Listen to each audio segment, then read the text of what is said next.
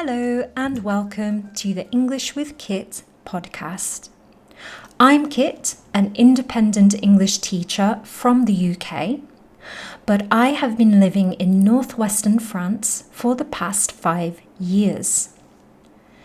Since living in France, French learning podcasts have really helped me improve my French language skills. And this inspired me to start my own English learning podcast in the hope that it will help other language learners brush up on their English. In today's episode, I'm going to explain the primary school system in England. The English education system can be tricky to understand if you didn't grow up there. So, over several episodes, I'm going to clear up any confusion. Today, I'll be walking you through what primary school life looks like for children in England. And I'll address questions like, what age do kids in England start primary school? What are the different stages of primary school? And of course, what does a typical primary school day look like in England? At the end of this episode, I'll go through some common expressions from the episode that you can start using today to sound more natural when speaking English. In addition, you'll find the link to the transcript of this episode in the description box below. So, without further ado, grab a cup of your favorite beverage, whether that be tea, coffee, juice, or even something stronger if you like, and let's take a deep dive into the English primary school system. Before we start, I'd just like to clarify that this episode focuses on the English education system specifically. Since the UK is divided into 4 countries, England, Scotland, Wales, and Northern Ireland, each country has its own education system. I have chosen to focus only on the English system because I grew up in England, so I feel I'm a bit more qualified to talk about it than I would be talking about the Scottish, Welsh, or Northern Irish systems. Children in England typically start primary school when they're 4 years old. The first level of school in England is called reception class. And kids at this level start to learn things like how letters and words sound, how to recognize letters, and how to count, but also how to express themselves through art, play, and making things. I also remember often sitting in a circle while the teacher would read stories to us. And this was a much loved moment in the school day. For the quieter children like me, it was also a nice, calm moment of the day where we could feel much more relaxed in the classroom. Another popular moment of the day was fruit time, where we all got to eat fruit as a morning snack. I always loved, in particular, the oranges, grapes, and apples, but I was a bit picky and didn't really eat any other fruits at that time. The social aspect is also really important at this level, and children are taught how to interact with others to build their confidence, social skills, social awareness, and empathy. Some pupils particularly those who are quite outgoing and confident, take to reception class really well, while others take some time to settle in. I was one of those children who needed a lot of time to settle into school life. I remember being quite anxious and overwhelmed about entering this new place with new children and a lot of different personality types. I was a very quiet and shy child who liked to be at home. So I found it very difficult to suddenly be around new children, some who were much noisier and more boisterous than me. I cried a lot on my first day of school, and for several weeks afterwards, every time my mom dropped me off. That said, I was able to make some friends, some who were on the quieter side, and some who were a little more confident. After reception class, children in England start what's known as Key Stage 1. Key Stage 1 is divided into 2 years. Year 1 for children ranging from age 5 to 6, and Year 2 for children ranging from age 6 to 7. In Key Stage 1, children start to study various subjects like English, maths, and science, which are often considered among the most important subjects, but also subjects like art, PE, that's physical education, music, history, geography, and many more. At this stage, and throughout my entire primary school career, my favourite subjects were English and art. It was a tradition that we finished the week with an art class on Friday afternoons, and I used to look forward to it all week long. I also loved English because it sometimes meant writing stories, which was one of my absolute favourite things to do. Once Key Stage 1 is finished, children move on to Key Stage 2. Key Stage 2 is for children aged between 7 and 11 years old and includes Year 3, Year 4, Year 5 and Year 6. And Year 6 is the final year of primary school. At the age of 11, school pupils take their SATs exams in English and maths. These exams focus on areas like grammar, punctuation, spelling, reading, arithmetic, and reasoning. But the results don't affect whether or not the child gets into secondary school. Okay, every child goes to secondary school regardless of the SATs results.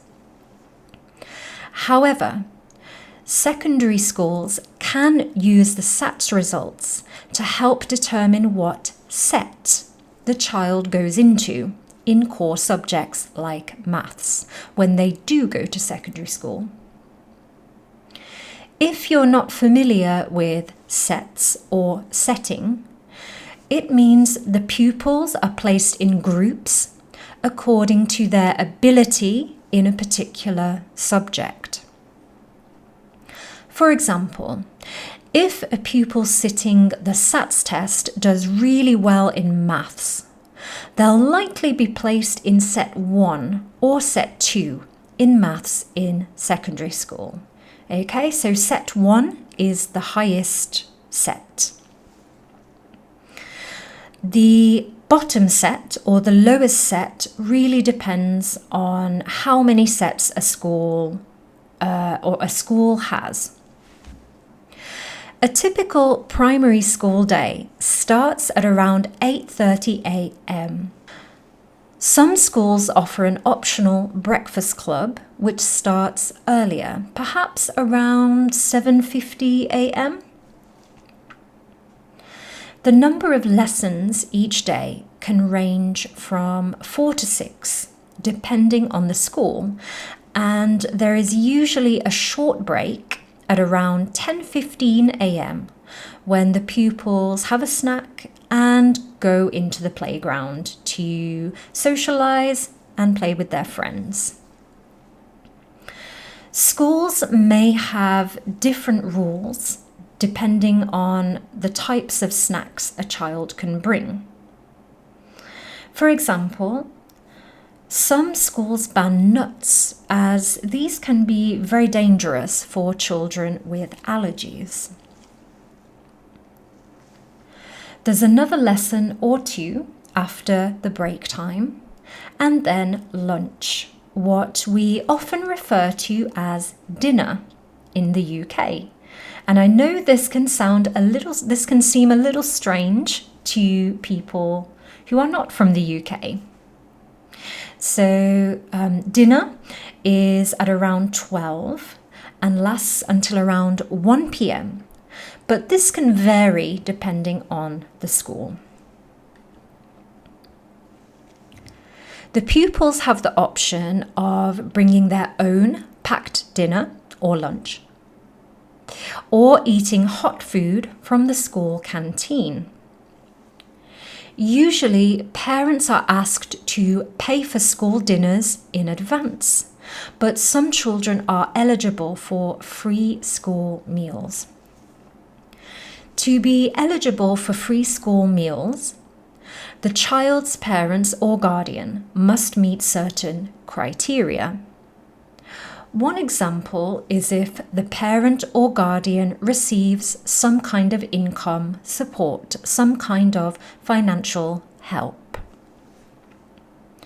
However, the free school meals policy applies automatically to children in reception class, Year 1 and Year 2.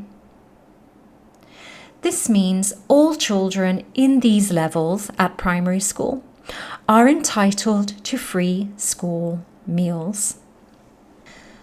One thing I remember about primary school is being very fond of the dinner ladies.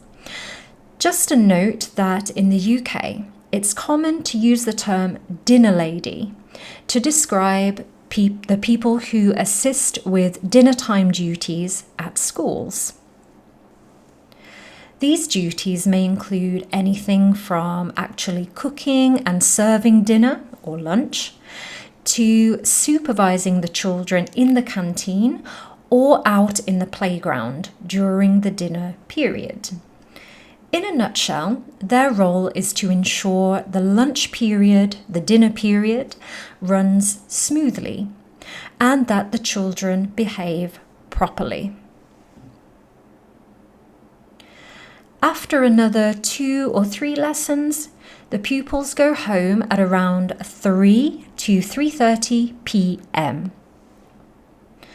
The homework load is typically quite light in England, especially when compared with some other countries.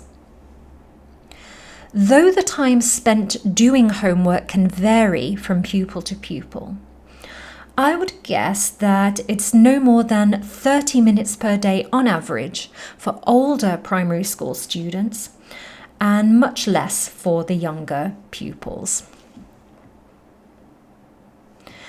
And so that wraps up today's episode on the British primary school system.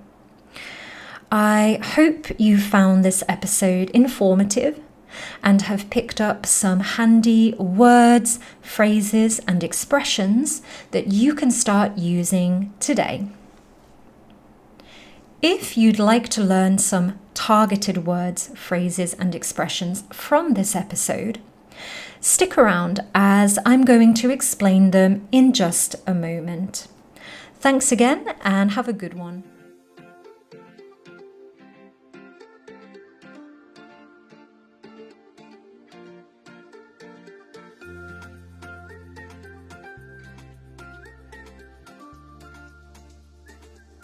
One of the phrasal verbs we heard in this episode was to brush up on. To brush up on something means to improve a skill. For example, I want to brush up on my English. This means I want to improve my English. Another one was to clear up. To clear up any confusion. So when we clear up confusion, we make something that is complicated clearer and easier to understand. For example, I might say, to clear up any confusion, I'm going to explain the English primary school system in a simple way. To dive into. To dive into something means to explore something. For example, let's dive into the English primary school system, which means let's explore the English primary school system. Let's look at it in detail. To take to. To take to something means to like something or someone. For example, my daughter took to her swimming lessons really quickly. So this means she started to like her swimming lessons almost immediately. Okay? Again, to take to something. Another example might be I didn't immediately take to school. It took me some time to get used to it.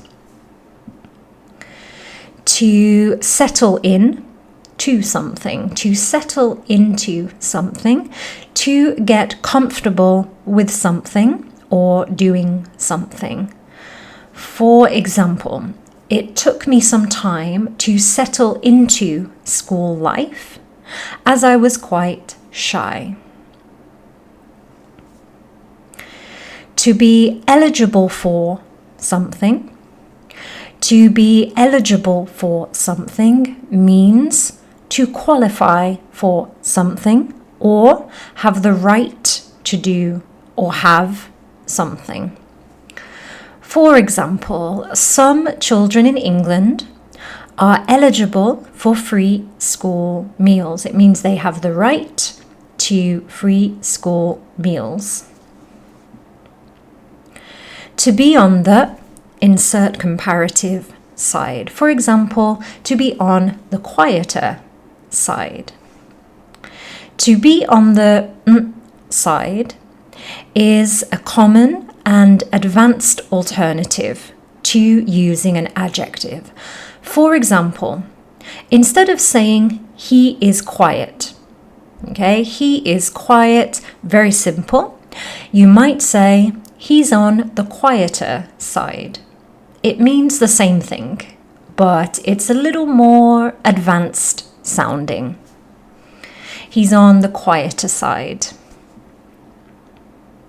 And finally, have a good one is a way of saying goodbye. So instead of saying have a nice day, you might say have a good one. So one of the words you heard in this episode was tricky.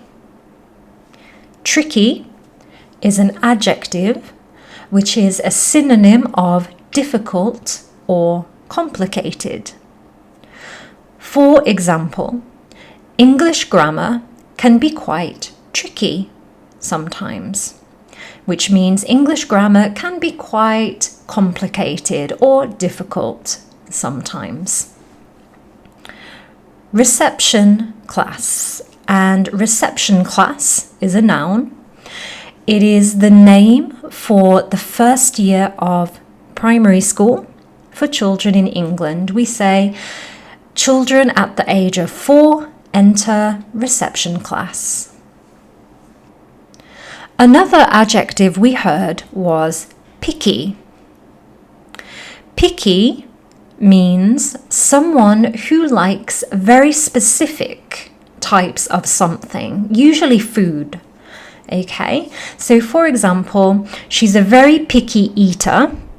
She won't eat any green vegetables at all. So someone who is picky has very specific tastes in terms of what they do and don't like to eat. Boisterous. Boisterous is an adjective to describe someone who is noisy and or has a lot of energy. For example, we might say, some of the kids in the class are quite boisterous. Boisterous, it's a little difficult to pronounce, are quite boisterous, while others are quiet and shy. Finally, we have the verb to ban something, which means to not allow or permit something. For example, some schools ban nuts due to some children having serious allergies.